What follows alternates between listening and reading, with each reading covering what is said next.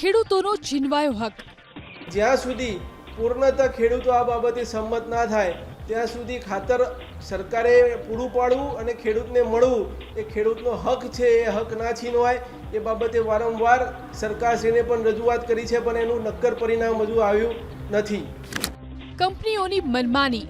કંપનીઓ એની મનમાની ચલાવી રહી છે અને હજુ પણ ખાતરની સાથે અન્ય ખાતરો આપી રહ્યા છે, એ ખૂબ જ નિંદનીય બાબત છે અને વખોડવાલાયક બાબત છે। ખાતરનું કાળા બજાર। સરકાર જે સબસિડાઇઝ ખાતર આપી રહી છે એ ખાતરના કાળા બજાર પણ ખૂબ મોટા પ્રમાણમાં જોવા મળી રહ્યા છે। ભૂતકાળની અંદર પણ સરકારને ધ્યાને દોર્યું હતું કે કચ્છ હોય, મહેસાણા હોય ત્યાં આવી રીતના ખાતરો પકડાયા, ખેડૂતો દ્વારા પકડાવાયા હતા અને કાયદાની ચુંગાલમાંથી ક્યાંક આવા તત્વો બહાર પણ નીકળી ગયા છે। આંદોલનની ચીમકી।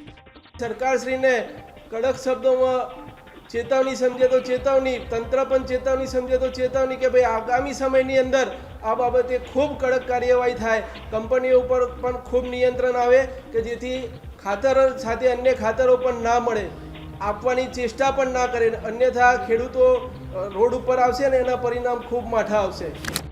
ખાતરની અછતને મુદ્દે ભારતીય કિસાન સંઘે ઉચ્ચારી છે આંદોલનની ચીમકી।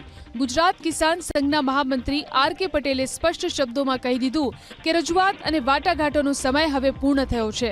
જો ખાતરની અછત પૂર્ણ નહીં થાય તો ખેડૂતો રસ્તા પર ઉતરશે।